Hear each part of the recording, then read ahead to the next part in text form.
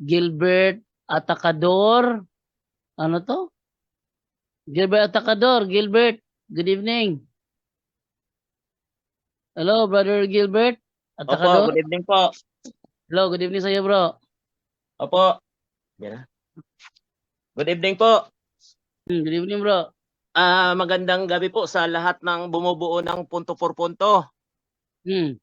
Opo. So mayroon po sana akong tanong. Ano yan, bro? Tama po ba na nung umpisa tayong mga Katoliko may parang limang grupo doon sa loob at umalis yung 4? Tama po ba 'yon? Ano yan? Sa tayong Katoliko may 5 grupo sa loob. Oo. Anong ang grupo isa, sabi mo? ang isa dito na umalis yung Orthodox, yung isa sa umalis. Nung umpisa tayo ay 5. Bakit 5? May Bakit nagsabi kasi sa akin yan na yung kakilala ko dating Orthodox na 5 daw dati yan. Patapos yung iba humiwalay dito sa atin. Tama Sino po ba yung yan? Tama po ba yan? Hindi. Hindi po. Tama. Kinukumpirma ko lang. Ito basahin natin. Sige po. Ito sinasabi sa Young Student Learning Encyclopedia. Ang sabi ay ganito. For the first 1,000 years after the death of Jesus Christ, all Christians were members of one religion. Christianity. There were no separate sects or branches of Christianity as there are today. The word Catholic means universal, and for those first 1,000 years, all Christians were members of the Catholic Church. Hindi 5, isa lang. So yung Orthodox po na yan, hindi yan talaga natin kasama simulat sa Paul. Kasama yan pero umalis sila. Umalis. Umalis sila. Opo. So wala nang iba pong umalis, wala nang ibang umalis na pangalan. Wala na. Yung kay Martin Luther, iba naman yung kay Martin Luther. Pero yung kay Martin Luther po, hindi natin kasama yan simulat sa Paul. Talagang humiwalay siya. Si Martin Luther, humiwalay talaga siya.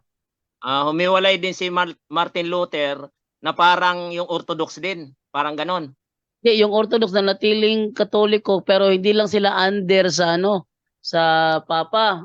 Ayaw nila mag-under sa Papa pero yung yung kay Martin Luther talagang direct talaga binangga talaga niya ang Katoliko. Okay. So yung mga Orthodox, hindi yan ino-honor yung kanilang pagmimisa natin. Parang ganon. Ino-honor naman nila pero ayaw lang talaga nila magpa-under sa Santo Papa. Ino-honor natin. Ayaw lang nila magpa-under. Kahit ang Orthodox, founded by Christ din yan kasi isang grupo lang talaga.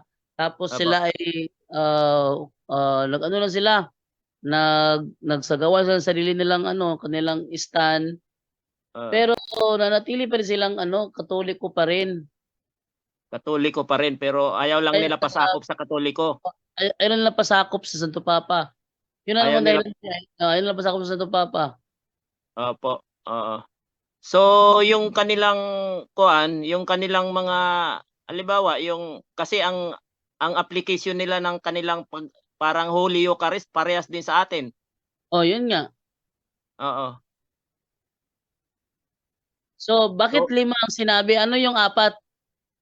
Mayroon siya, nakalimutan ko lang yung iba eh. Basta 4 daw na 5 daw yan. Tapos yung 4 kasama yung Orthodox na yan na umalis sa atin. Hindi. May mga talaga, mga grupo, halimbawa yung SSPX, sila ay nagtayo ng sarili nilang grupo na hindi sila in full communion with the Pope. Pero yung bro Jando, yung SSPX na yan, kasama din dati natin sa Katoliko, kasama rin natin dati. Kasama din yan. Kaso nga lang, nag-ano sila, Miwalay. hindi siya umiwalay. Para lang para bang nagtayo ng sarili nilang pananaw sa buhay. Pananaw sa buhay talaga. ang problema lang sa ibang mga member, naging fanatic, kinokontra na tayo at sinasabing sa demonyo daw ang ating misa. Doon, Oo. ayun, magbabanggaan na ngayong September 30 yata yun. Oo. Sana nangyari yung yung sinasabi na no show penalty para talaga ma-penalty pag hindi sumipot. Oo. So kasi dati bro, Jando, may yung kakilala kong Orthodox, pinapamisa ko dati yan dito sa aking chapel. Ngayon sabi nga ni Chapel? Yung oh, chapel? meron kasi akong pinagawang chapel. Ngayon, Yeah. kinonsulta ko dati yan kay Bro Windel. Ang sabi sa akin, hingi mo ng otorisasyon yan bro doon sa obispo. So, Pare ka bro? Pare ka? hindi naman nasa ano ako bro, nasa Couples for Christ. Ah, Oo, pure Katoliko ako bro. Pure Catholic oo. ako. Ngayon may kaibigan kasi hindi ko pa yan dati alam bro eh.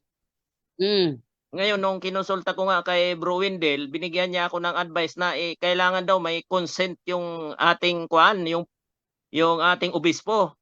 So Oh.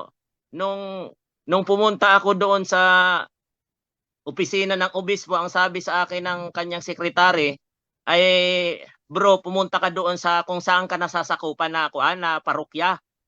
Kausapin mo yung pari doon. Kung ano Mm. ang kanilang sasabihin sa'yo, kung anong sasabihin nila sa'yo, yun ang sundin mo." Mm.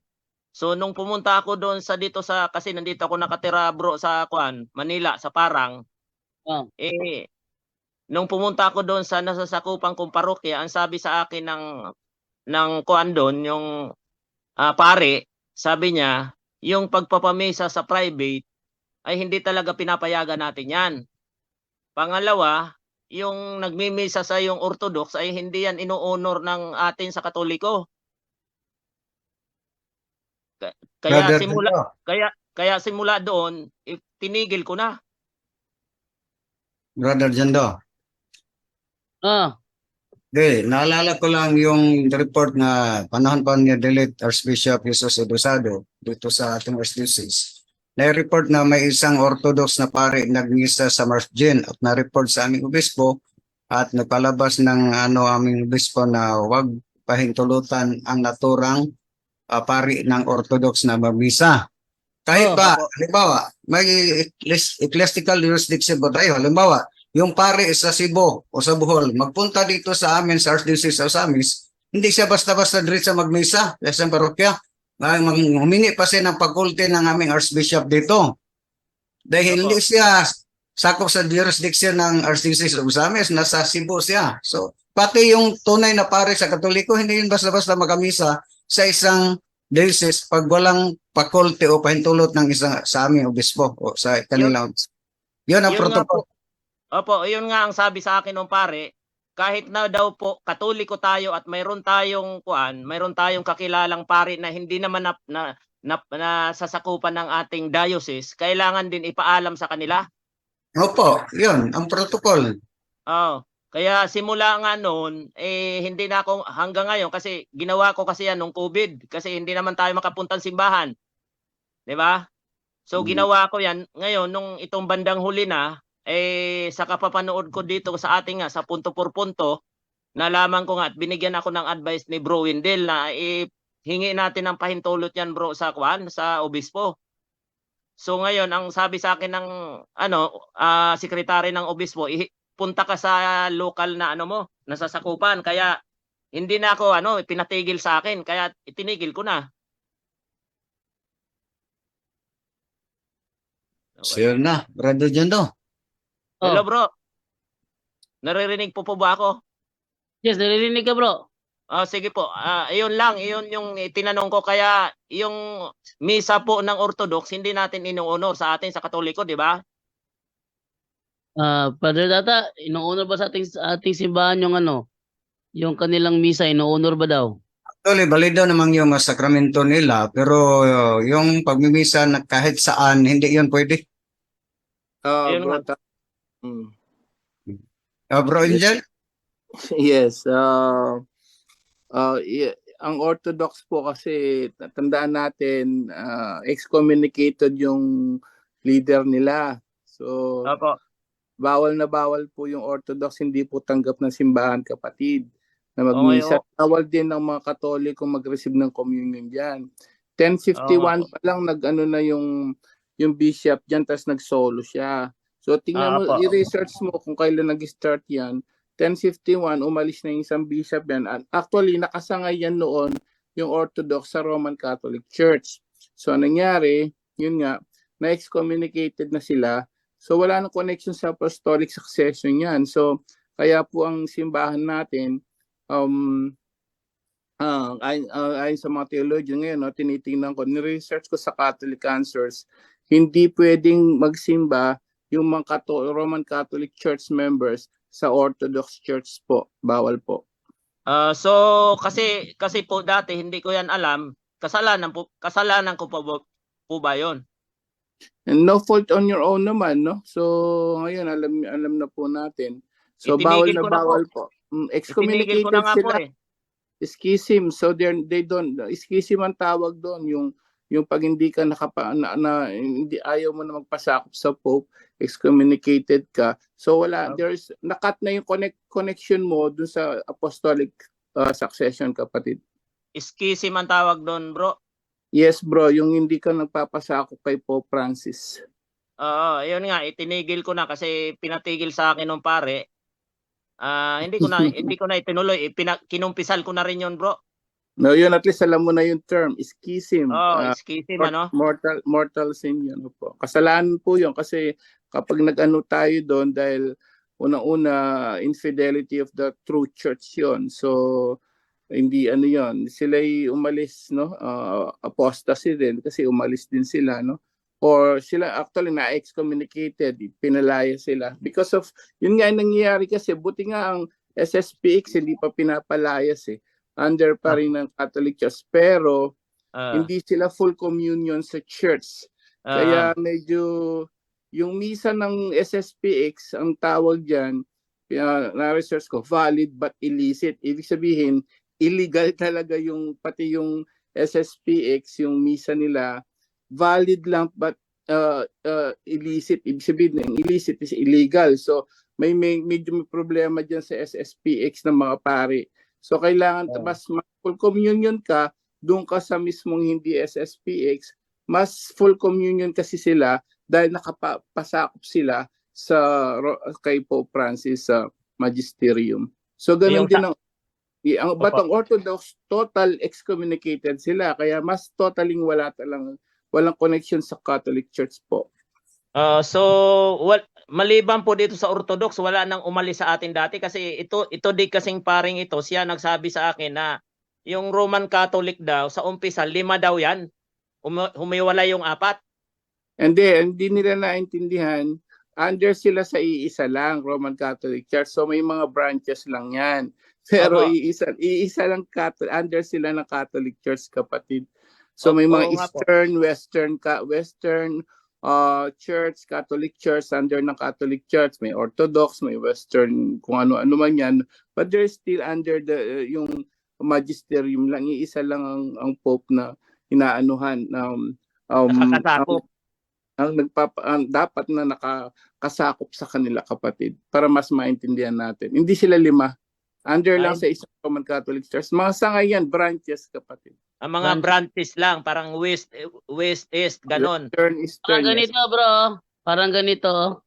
Pakita ko daw kasi si Tanggo dito sa comment tumatawa na sinabi ko na ang kanilang founder din, sila ay nanggaling sa Katoliko, sa Roman Catholic Church. Hindi daw si Jesus Christ ang founder. Ito, Tanggo. Eto, Tanggo, mag-ano ka ha? Basahin mo mabuti, lalabas ko sa screen ha. Eastern Orthodox Church. Ayan. Ang Eastern Orthodox Church is also called the Orthodox Church and officially the Orthodox Catholic Church. Sabi kasi ni Tanggo, hindi daw Catholic. Ayan officially the Orthodox Catholic Church. How about yung kanyang origin? Yan yung origin niya.